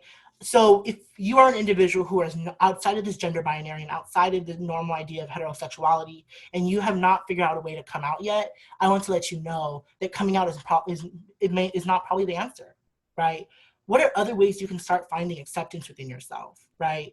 I don't mind sharing my story, but when I came out, I was kicked out of my home and I was kicked out of my church, and I had attempted suicide, and I was in the hospital for a month. And if someone had told me that coming out this necessarily at this time, if someone told me coming out wasn't necessarily the answer, I think I would have taken that other answer than putting myself out there in a place now I've had to experience these life traumas that I will have to live with the rest of my life, right? And to be honest with you, my story is very common in my community, and there's more severe stories out there, right? The next picture is the movement of the repeal of Don't Ask, Don't Tell. That LGBT people, lesbian, gay people should be able to serve in the military if they want to. We should make the military force inclusive for all people. Okay, let's talk about the military-industrial complex. Let's talk about how this greater system of the military has kept poor people poor, but has also killed and policed Black and brown bodies in the global South and all over this world. The queer and trans liberation movement was born out of this radical resistance against the police force, against the carceral state, and against the state in general, right? A lot of people in this group chat today probably don't have a good relationship with the police, do not have a good relationship with the government, and probably don't have a good relationship with the military. And so this is where I find issues with this repeal of Don't Ask, Don't Tell. So then the next one is going into Pride and Pride season, actually like both the top right one and the bottom left one, is going to Pride season. Pride season is very complicated for me. Don't get me wrong, I love showing my titties to the world, love putting on my outfit, finding my mans, doing my whole shit. But I also have a lot of issues with the Pride movement because that one, Bud Light, Wells Fargo, these companies only support queer and trans people during the month of June, but also these are the same individuals that are feeding into the prison industrial complex, that are feeding into the incarceration of queer and trans individuals, specifically queer, trans, Black, Indigenous, POC individuals. If these people are going to choose to support queer and trans individuals just within the month of June, they should support them throughout the full year. And there's this idea that with Pride, it's become so capitalized and has been so made about money. It's about politics and having like guest speakers and stuff, that it's forgotten about this radical resistance that was within the LGBTQ plus movement. And then the bottom one I wanted to make this hint at is that we have people who are wearing like probably butt ass naked, which is nothing wrong with it. Live your life, honey. But also we have to realize that this visibility is not always safe for individuals. If you've seen that the people who are not clothed are people who are white, right, or white passing. What if these individuals were Black? What if these individuals were Indigenous? What if these individuals were POC? How would the world now look at these individuals if they did not hold the privilege of whiteness? The next one is the idea of queer incarceration and the queer justice system. Oh, no, that's not it. That's marriage equality. Oh my God. I love talking shit about marriage equality. So with this idea of marriage equality back in 2015, I think it was, that the gay liberation movement was finally over because we could finally marry, right? I don't have patience. I just want to let y'all know that. And is that with the marriage equality movement, I think it's really interesting because it's on this idea that in order to be significant to the state, you have to have a significant other, right? This radical movement of what Marsha P. Johnson and Sylvia Rivera first fought for was that we shouldn't have to depend on the state to be significant, right? We shouldn't have to depend on someone else to be significant, right? We shouldn't have to depend on the state for these resources to have, citizenship, taxes and stuff like that. But instead, this idea of marriage equality was born out of this idea to assimilate into the idea of being straight and this idea of being cisgender, right? That marriage equality only assumed that marriage and queer relationships was only between a man and a man or a woman and woman, and didn't consider anything else, right? But queer relationships are a lot more than that, right? Marriage equality, while other people were fighting for the right to love, other people were fighting for the right to exist. That's a good quote. I'm going to say it again. While other people were fighting for the right to love, other people were fighting for the right to exist. Right? That's where I have the big problem with marriage equality. Now, this last one is always iffy because people are like, isn't equality a good thing? Equality is assuming that everybody stands on the same, starts on the same platform, right? That, I mean, it doesn't acknowledge the anti-Blackness. It doesn't acknowledge the systemic racism. It doesn't acknowledge, again, the genocide of Indigenous people. And that's where I have an issue with this frame of equality, right? Equality is a human rights. I think that we should look at this in a more equitable. We should look at this as equity, right? How can we repay these communities? I don't want to say repay. How can we? What's the right word? How can we acknowledge and move forward, but also continue to break down anti-Blackness, but also how can we recognize, these truths in our society that Indigenous people and Black individuals and POC individuals have been oppressed in our systems, and that the rest of eternity, that there's always going to be this racialized difference between whiteness and every other race.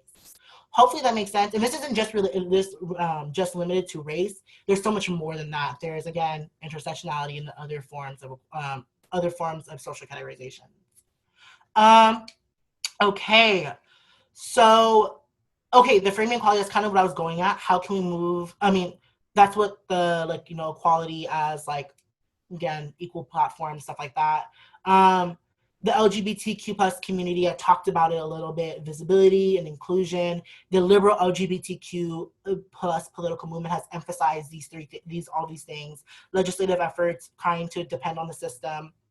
LGBTQ plus capitalism, depending on these big corporations to help us. Visibility and inclusion when it's not inclusive for everybody. Inclusive military, again, trying to grow militarization. I read it backwards, I'm so sorry. And then marriage equality. I kind of really talked about the critiques. This is the critiques I've had, but also the critiques of the authors and the theorists and the activists I've worked with.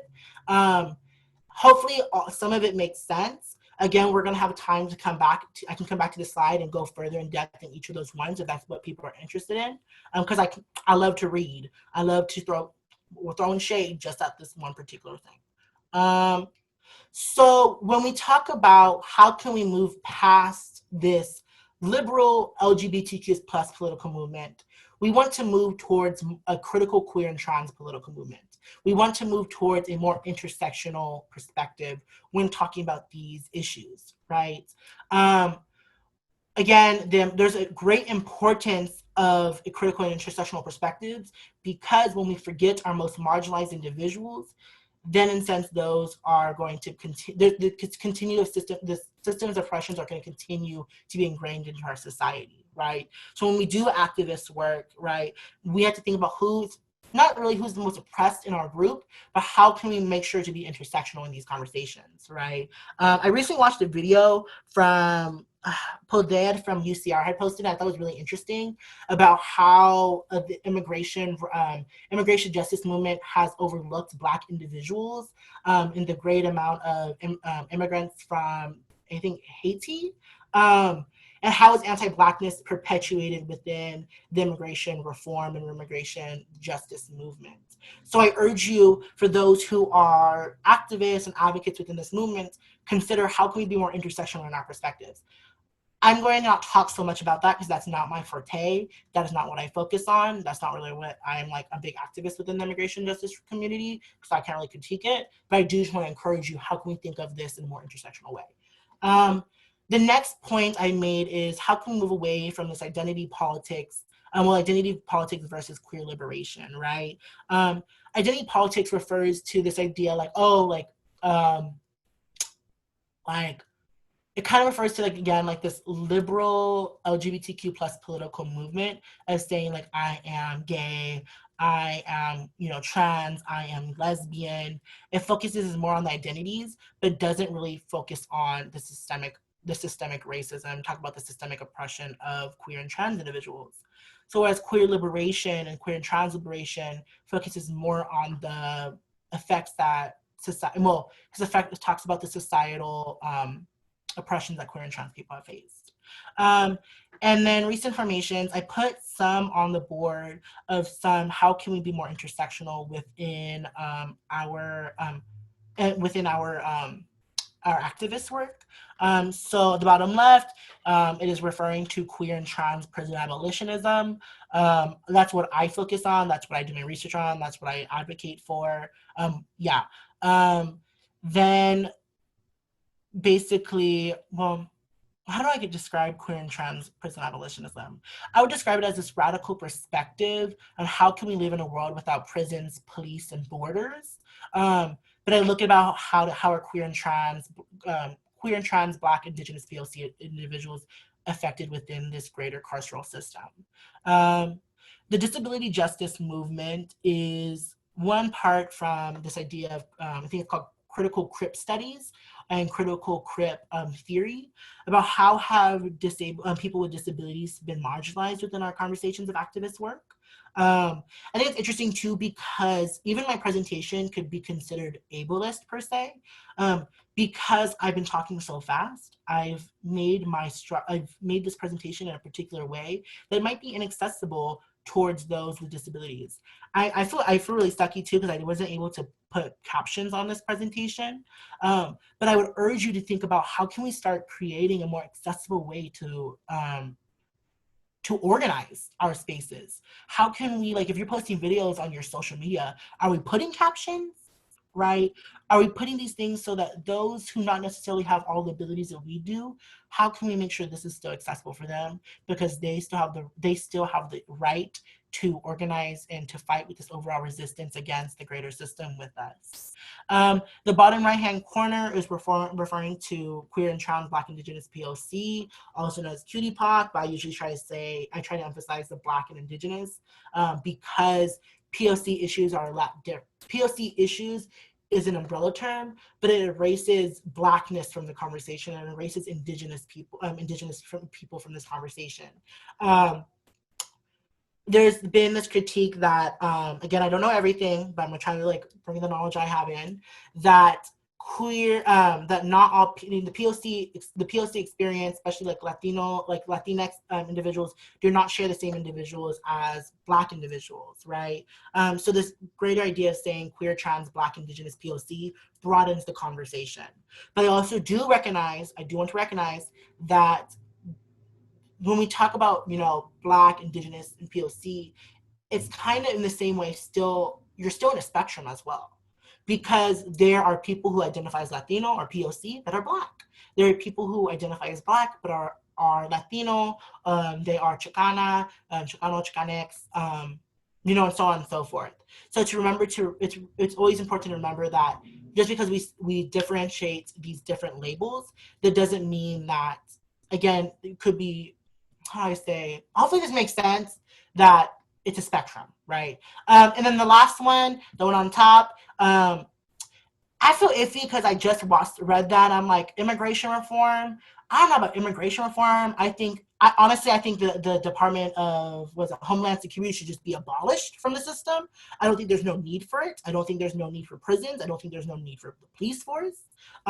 So I apologize for that because I don't think that's necessarily a radical way of thinking of it. I don't think we should reform a system. We should try to abolish it. But again, I also want to recognize that Angela Davis, she had done this one talk a while ago where she talked about how we want to work towards this idea of abolition, but until then, we need to make sure we are still including this agenda of reform, because while we are still fighting for this idea of abolitionism, there are still people affected by the system, right? We're in the reality that there's concentration camps in this nation right now. We are in this reality that there's a COVID pandemic, in that it is disproportionately affecting those within these camps, but also disproportionately affecting those within prisons. So how can we fight to make sure they have better access to bodily autonomy? How can we fight to make sure they have access to healthy and livable situations? But again, I do want to emphasize, I think we should just, to be honest, get a match, burn the whole fucking system down. Just my straight up opinion. Okay, so why did I put the slide in here? Why? Do I want to share this? No, I don't want to share this one. Sorry for this random slide. Okay, so I've now finished my presentation. We're going to go back here. We're going to stop sharing. I'm going to look at the chat, see if there are any questions. If you have any questions, please speak up now or write them in the chat. You can either write them to me personally or write them in the group chat and I'll answer them. Take your time. I know I talked a lot about dense stuff, so take your time to process. I'm going mute while I'm reading this.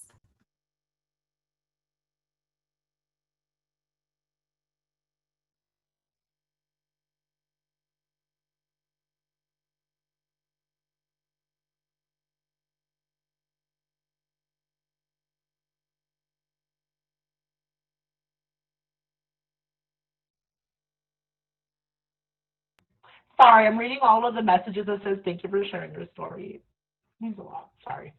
Okay, so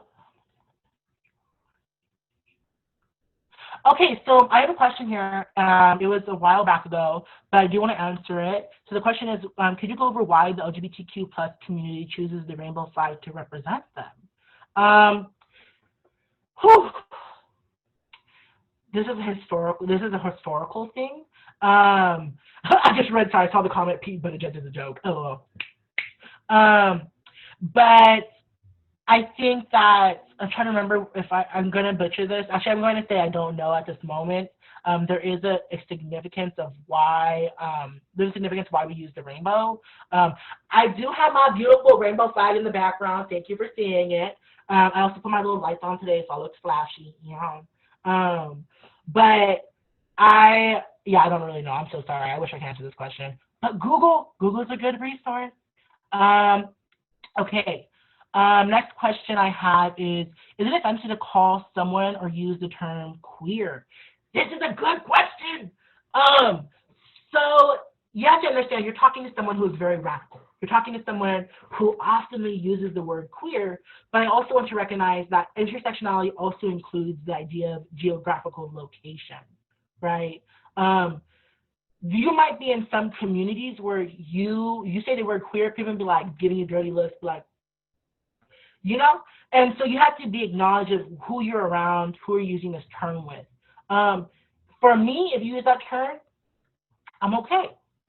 If you're talking to someone who is maybe older in the LGBTQ plus community, different answer, right? So my answer to this is ask the person. Have a conversation with this person about, can I use this term?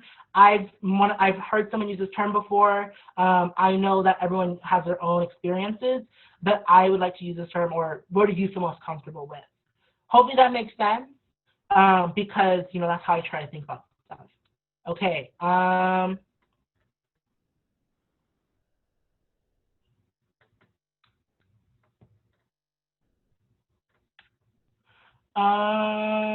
trying to make sure I have any questions.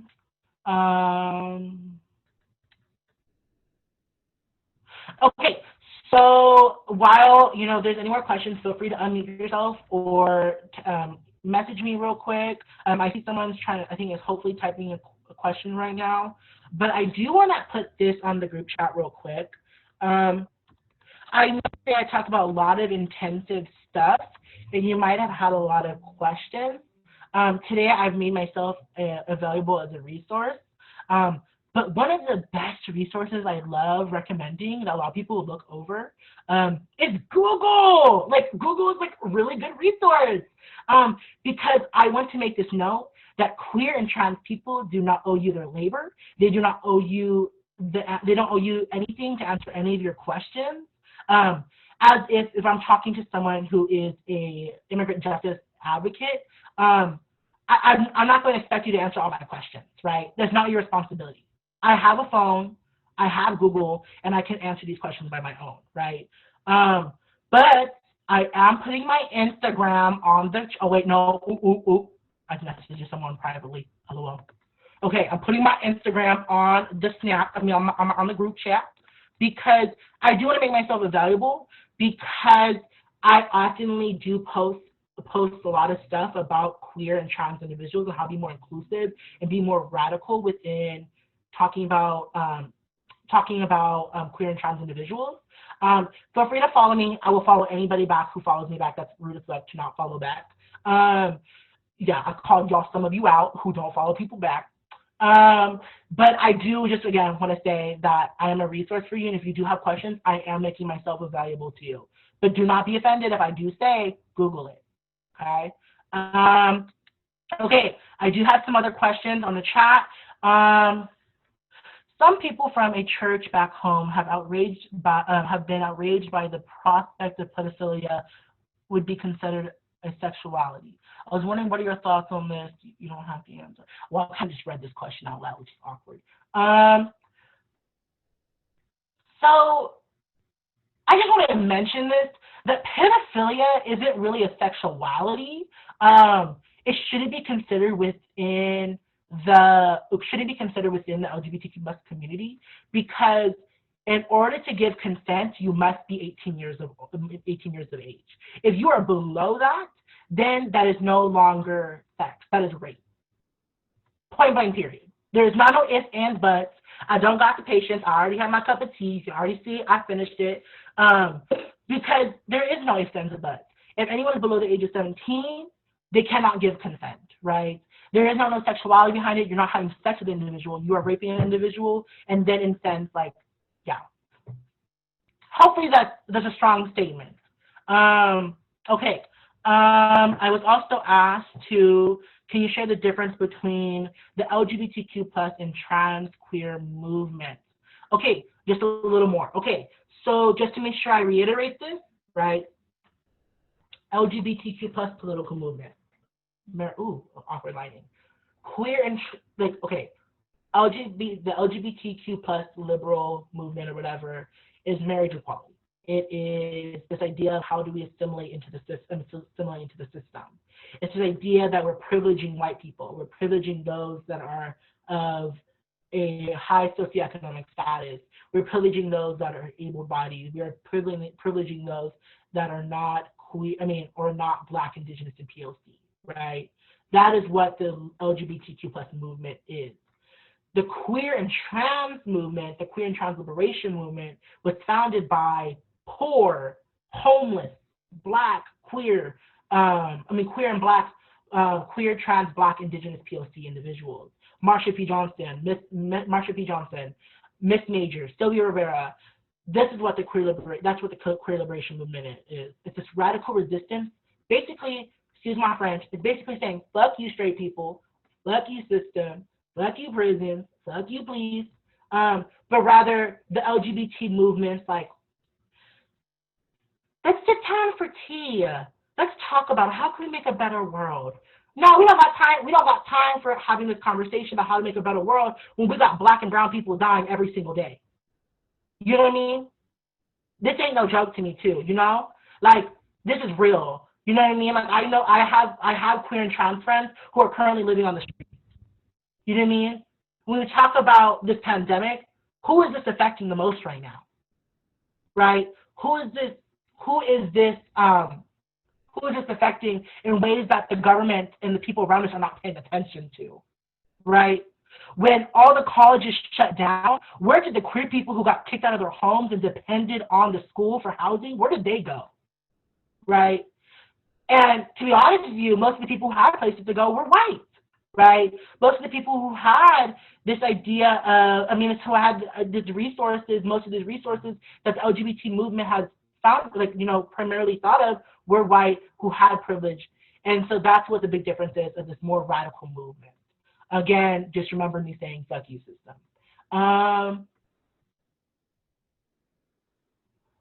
Okay, I just got a thank you note. Do we have any more questions? Also, do we have any comments? And also, questions don't have to be relevant to the conversation. They just to be like, where did you get your nails done? What's your research about? What's your favorite color? I love talking about myself. Vanessa, we good on time, honey? Yeah, we're good on time. Okay, I just want to make sure. Feel free to take up space, y'all. Feel free to unmute yourself. I'm here. Oh, we have a question. Oh my gosh, look at my Instagram. I do makeup. I'm a makeup artist, by the way. After college plans. So I am actually a researcher on campus because I recently got a fellowship at my university called the Mellon Maze. The Mellon Maze is basically this undergraduate fellowship program where I get to build my own research. But the reason why I bring it up is because when you are smart, the school pays you to go to school. So with this particular program, they're actually paying the rest of my my undergraduate degree, and I'm planning on going into a PhD program. A lot of people know that PhD programs are actually fully funded at most universities. So basically, I will be getting a PhD education in sociology for free. I want to become a doctor. I want to be able to teach the future generations of queer and trans individuals. I'm tired of primarily seeing a lot of my professors not being intersectional in their conversations. And I want to switch it up. I want to be able to help build, I say build bridges, but like that's a problematic term within itself. But I want to be able to help other queer and trans individuals come into the educational system and thrive as I've had. And also, if you do have any other questions around university, and if you want to go to a four-year university and you don't know if you can, I do have a lot of knowledge, or I have like the people who I know who are knowledgeable about, especially like resources and scholarship for undocumented individuals. That's a really important conversation to have, because there is not there's a difference in financial aid, difference of that kind of stuff we have to consider. But if you do want any advice, feel free to reach out. Someone asked me, are you a natural redhead? Thank you. Yes, I am a naturally redhead, and again, I am single. I'm just kidding with you. Yes, I am single. I'm going to UCR. Any advice? Feel free to live a little. Like your first year, I remember there were so many parties, and like I felt like I needed to go to every party every weekend. But then my grades dropped like significantly after like halfway through the quarter, and I realized, like I lived a little, but now I need to study a lot. So that was my advice for y'all. Cause don't be afraid. You just go live your life. You only get experience college once. Okay. Okay. Is there any other questions, comments, anything on here? You can unmute yourself if you want to. I just wanted to say thank you so much. I also really love your energy, so thank you for making this like bearable, because sometimes presentations can be a little bit hard to sit through, but I loved your energy, so I was able to sit through all of it. Thank you. Thank you so much for saying that. I know, like, oh my God, like presentation. Oh my God, I was in a 3-hour training today, and oh my God, like literally, I was sitting there, I was like sleeping, and it was just like it literally was the worst training ever. But yeah, I always try to put my energy out there, my personality. I think I have a very distinctive personality. It's funny because I know Vanessa had watched my video about my research and stuff. I call myself extra a lot, and it's a whole like research thing I just formed and everything. Which if you'd like to know about my research, my Instagram, I recently posted a update, well, basically a summary of what I did this summer and how my research project is going to be started. Again, it's about queer and trans prison abolitionism, and it's going into a further critique of how is this liberal LGBTQ plus political movement problematic, and how is it still putting our Black and Brown Indigenous bodies within the carceral system. But yeah. Thank you so much for your presentation. It's informative and gave me lots of meaning. Okay. Thank you all so much for the positive energy. Y'all very much appreciated. But if there's no more questions, I know Vanessa probably has other things she needs to add. Vanessa, if you have any questions you want me to talk about?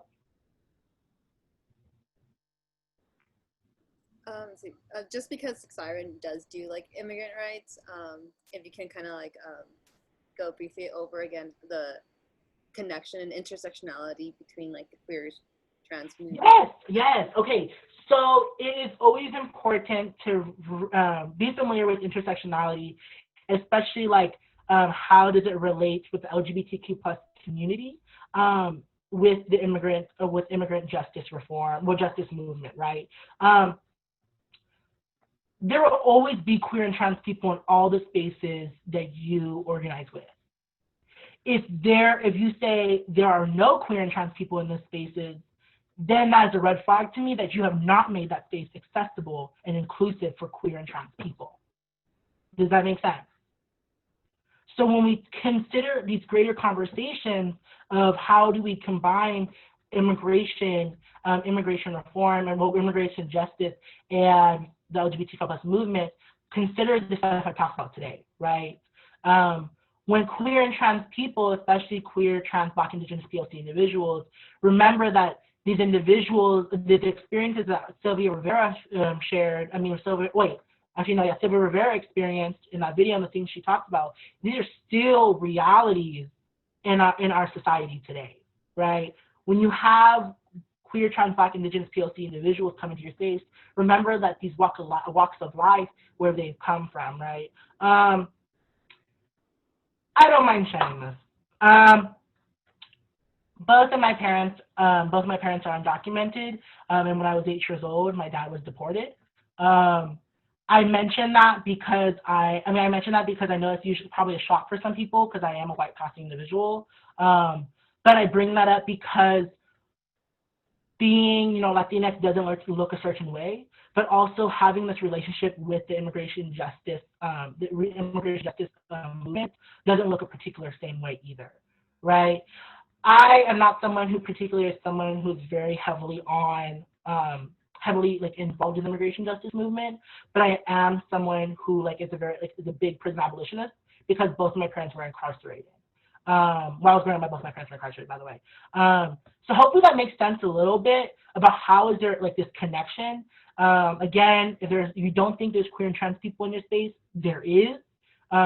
The conversation is how can we make this space more inclusive for people, but also how can we consider this more radical way of thinking to really include critical queer and trans politics. Also, I do want to say this, and this is important because I know Vanessa, if you watched that full video, I made a very strong comment at the very end, and was that even if today you think that this stuff is not applicable to you, the queer and trans, Black, Indigenous, POC movement, let it be known that we are all subjugated and oppressed by the same system. The same system that has left low-income communities poor for generations, the same system that is criminalizing and policing Black, Indigenous, and POC youth, that is the same system, right? All these systems are all interconnected. I started this presentation with saying the systems of oppression, heteropatriarchy, settler colonialism, and white supremacy, these are all intertwined with one another. You cannot just be someone who focuses on immigration justice, but then ignores LGBT rights, because, honey, they're all connected. If you don't think there's more than just two genders, if you just think there's one sexuality, you're then now the oppressor.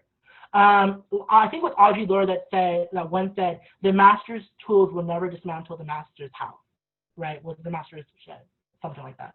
Audre Lorde's freaking amazing. But just remember that, is that we need to remember that all these systems are interconnected. Hopefully that answers your question, Vanessa. I think that was a good way of answering it. Thank you. It was perfectly worded. Perfect. Okay. Is there any other questions from the gallery, from the peanut gallery? Actually, no, I'm not supposed to say peanut gallery. There's actually history behind peanut gallery, apparently. Apparently it was born out of like anti-blackness and stuff. So don't be saying peanut gallery. I know you probably don't, I probably you're like, oh, how, like, you know, how? Again, I don't really know at this moment, but you know what? Google is a good answer, a good resource. So once I'm done with this call, I'm gonna Google it to make sure I remind myself. But yeah. Any other questions? Again, could be random questions. My favorite color is purple, by the way.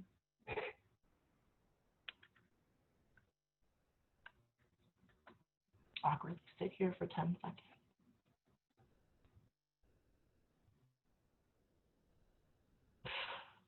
Okay, thank you all so much for having me today. Oh, it was so nice to be able to have this sense of community with y'all, to be able to have this shared space with y'all. I look forward to future conversations for those who followed me today.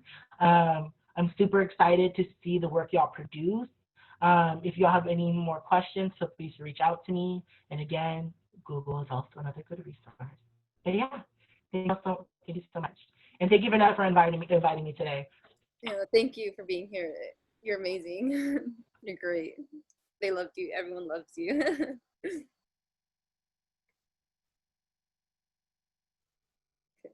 And then yeah, now we just have open discussion time. So yeah, it's same as like if you guys have any questions, comments you guys want to make, share any new information you guys learned today. Sorry, I said guys. Sorry. Votes. Oh my God! Wait, hold up! I forgot I had something. Oh my God! I forgot I had one more slide. Hold up a second. This is gonna help you, but I forgot. We got slide number. Oh! You get a snap of my little photos. Look at that. That's me in drag. We're going to do. It's supposed to be closing statements. So we began this presentation with I am, I feel, and I'm leading with. I want to go down the list real quick. To kind of go through that again. I am, I feel, and I'm leaving with. Again, I'm going to share. I am grateful that I was able to come today and be able to present this information to y'all.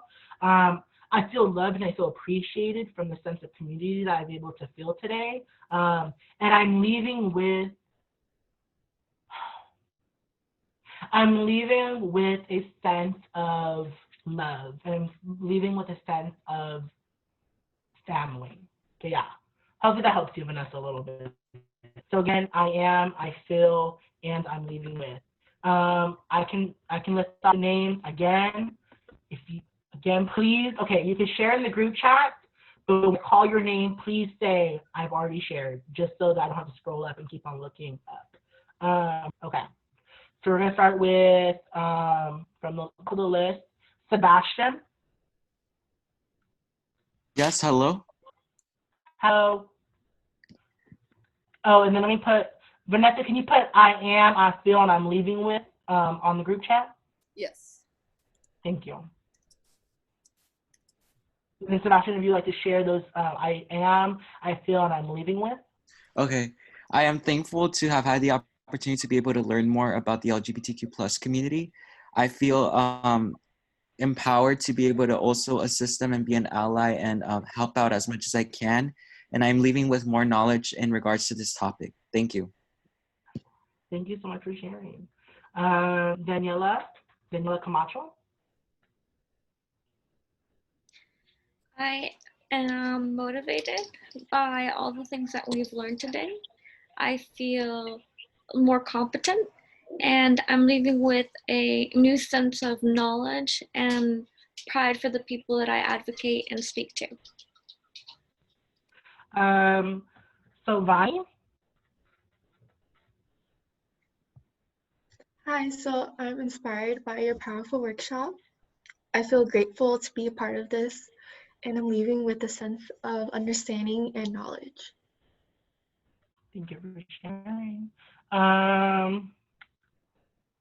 Okay, the next is I've already shared in the group chat. Kelly? I am blown away by how informative this presentation was. I feel really inspired to learn more about LGBTQ rights, and I am leaving with an open mindset to hopefully do some more research on Google. Thank you for sharing. Thank you for bringing the Google thing too. Okay, the next person is Rosa Espinoza. Okay, so I am grateful for the new information that we have been presented with, and I feel very happy that we have this community and we have an open space to talk about anything, and I am left with more knowledge. Thank you for sharing. Next person, I think this person shared in the group chat. Let me make sure. Joe, I have Joe on the next one.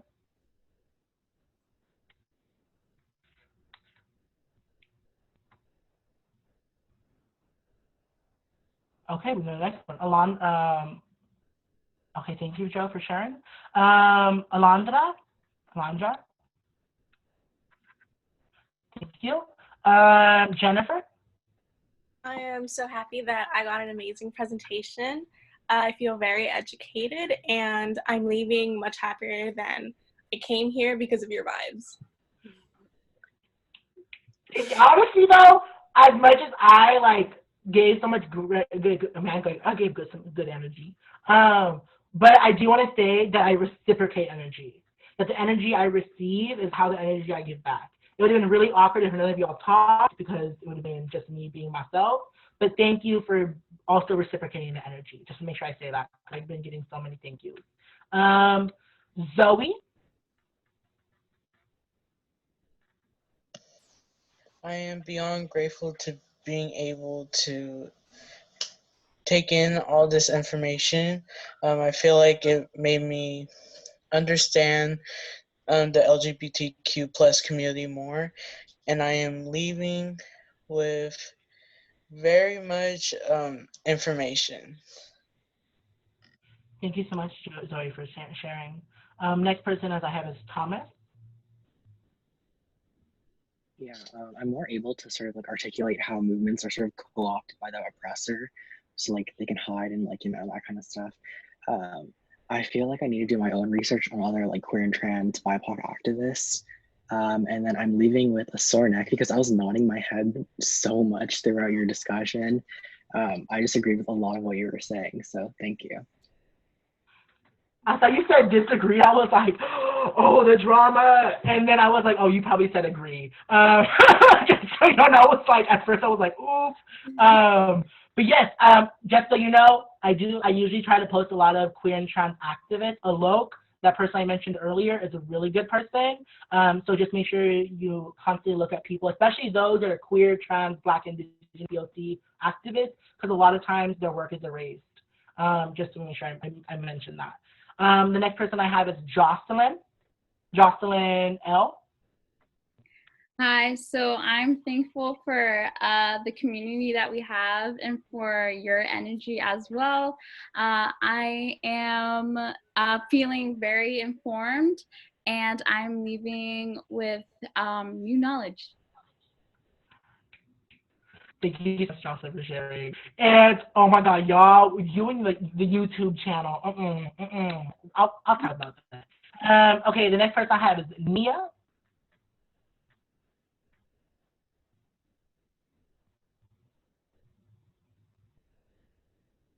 Okay, we're gonna continue on.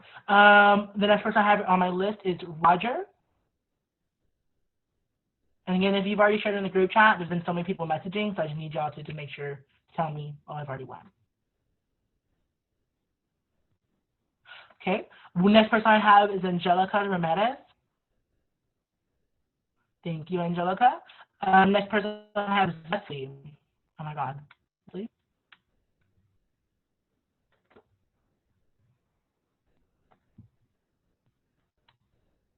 Okay.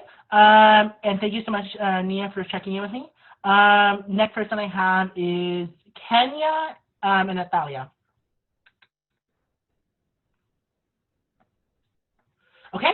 Now I have Larissa on my screen. Thank you. Now I have Alejandra Sanchez Castro.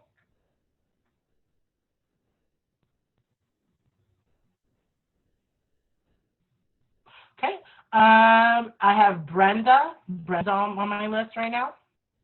Yeah, I wrote it in the chat. Okay. Thank you, Brenda. I have Kathy next.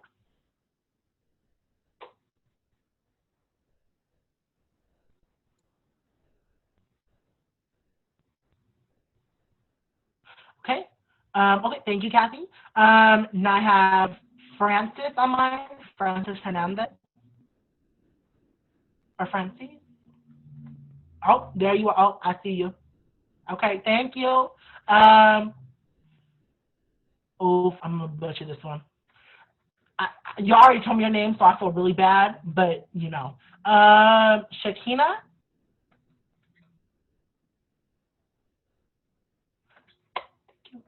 I have Rosie and Mary on my list. Oh, no, I already saw their thing. Okay. Miguel is on my list now.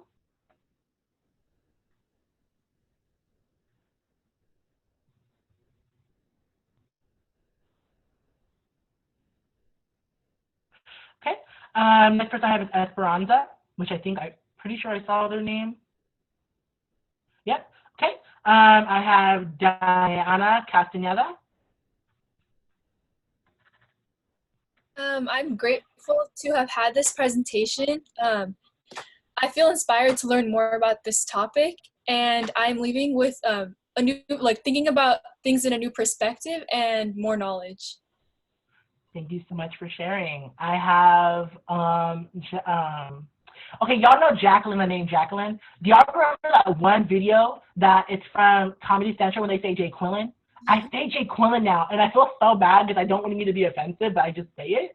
Okay, I see you, Jay Quillen or Jacqueline. I see your comment, but yeah, I just wanted to share that because I always share that, and I know there's a lot of Jay Quillens up in here. I have Jessica on my list. I am hella happy that you hosted this, and I feel hella empowered with what you shared, and I'm leaving with hella more education, like same thing with Diana, just sharing a little more, another perspective. Thank you so much, Jessica, for sharing. I have Hector on my list. Thank you, Hector. I have Daniela Acosta on my list now. Thank you. I think I saw Betsy share earlier. So I'm just going to go to the next person. Yep. Marisela.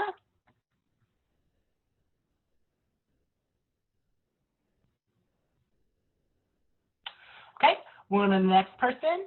I have Paula Escobar. Thank you. I have Heidi on my list.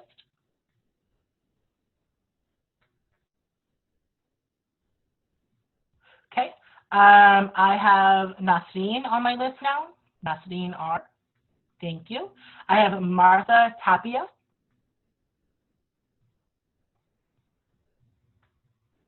Thank you so much, Martha.